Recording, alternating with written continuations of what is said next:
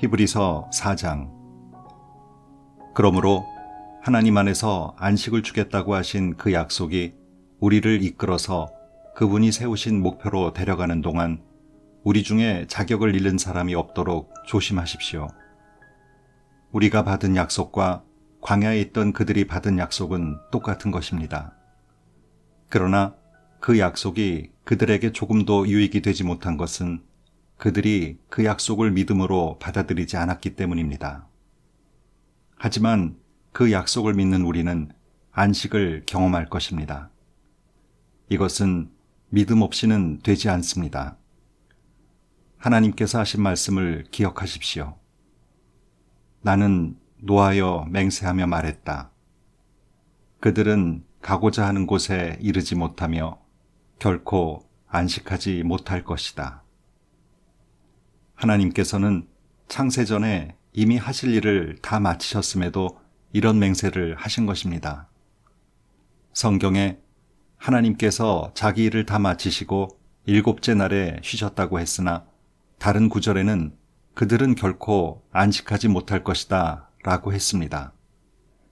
이 약속은 아직 성취된 것이 아닙니다.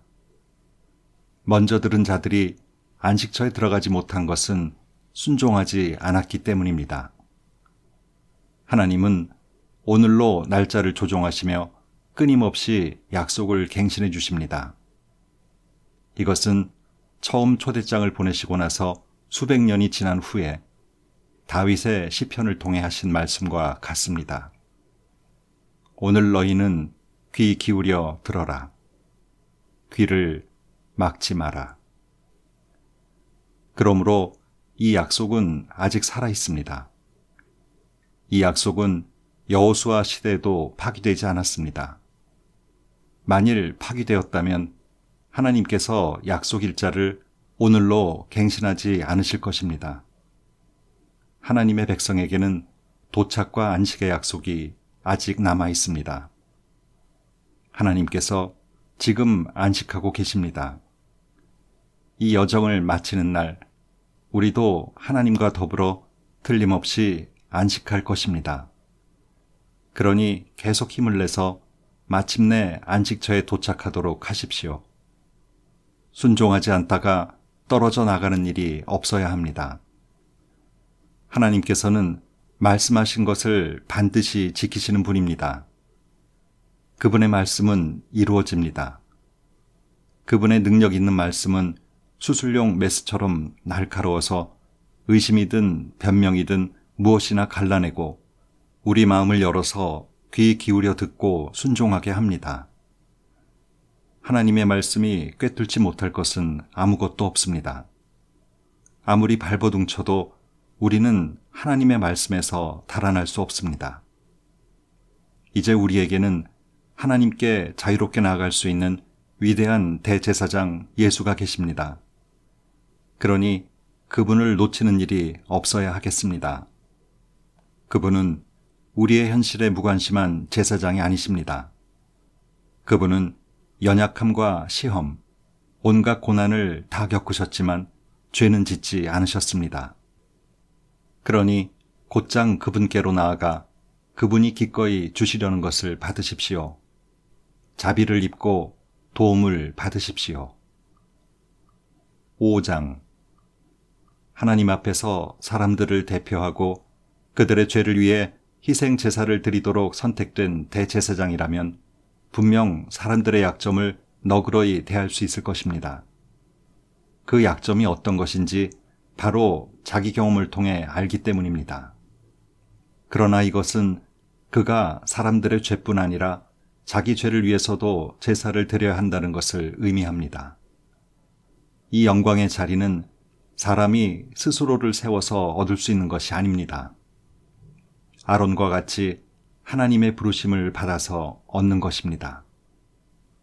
그리스도께서도 스스로를 세워 대제사장이 되신 것이 아니라 너는 내 아들이다. 오늘 내가 너를 기뻐한다고 말씀하신 하나님께서 따로 세워주셔서 되신 것입니다. 다른 곳에서도 하나님께서는 너는 멜기세덱의 반열에 따른 영원한 제사장이다 라고 선포하셨습니다. 예수께서 이 땅에 계실 때 자신이 죽을 것을 미리 아시고 고통 가운데 부르짖으시고 슬픔의 눈물을 흘리시며 하나님께 제사장의 기도를 드리셨습니다. 그분이 하나님을 높이시는 것을 보시고 하나님도 그분께 응답하셨습니다. 그분은 하나님의 아들이셨지만 우리와 마찬가지로 고난을 받으심으로 신뢰와 순종을 배우셨습니다.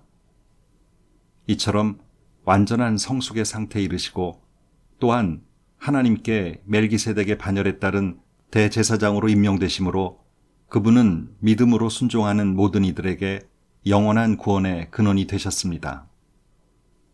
멜기세덱에 관해서는 할 말이 많지만 여러분의 귀 기울여 듣지 않는 나쁜 습관 때문에 여러분을 이해시키기가 어렵습니다.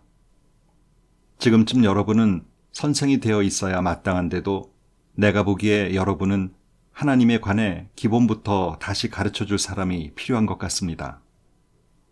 오래전에 단단한 음식을 먹었어야 했건만 여러분은 아직도 아기처럼 젖을 빨아야 할 형편입니다. 젖은 하나님의 방식에 미숙한 초보자들이 먹는 것입니다. 성숙한 사람들은 단단한 음식을 먹습니다.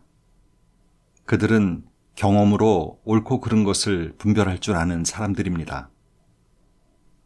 6장. 그러므로 유치원생 수준으로 그리스도를 그리는 데서 벗어나 멋진 작품을 만드십시오. 그리스도 안에서 무럭무럭 자라가십시오. 그 기초가 되는 진리는 자기 힘으로 구원받으려는 노력을 버리고 하나님께 돌아서서 그분을 신뢰하는 것과 세례에 관한 가르침과 안수와 죽은 자의 부활과 영원한 심판입니다. 하나님께서 도와주시면 우리는 이 모든 진리를 충실하게 붙들 수 있을 것입니다. 그러나 그 이상의 것이 있습니다. 그러니 계속 나아가십시오. 한때 빛을 보고 하늘을 맛보고 성령의 역사에 참여하고 하나님의 선하신 말씀과 우리 안으로 돌파에 들어오는 능력을 경험한 자들이 등을 돌려 그 모든 것과 관계를 끊어버렸다면 그들은 아무 일 없었다는 듯이 처음부터 다시 시작할 수는 없습니다. 그것은 불가능한 일입니다.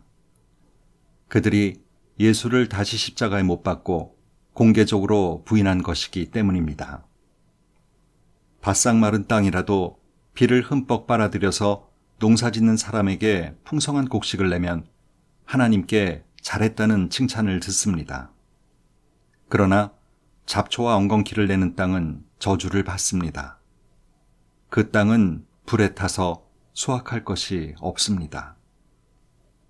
친구 여러분, 나는 그런 일이 여러분에게 일어나지 않으리라고 확신합니다.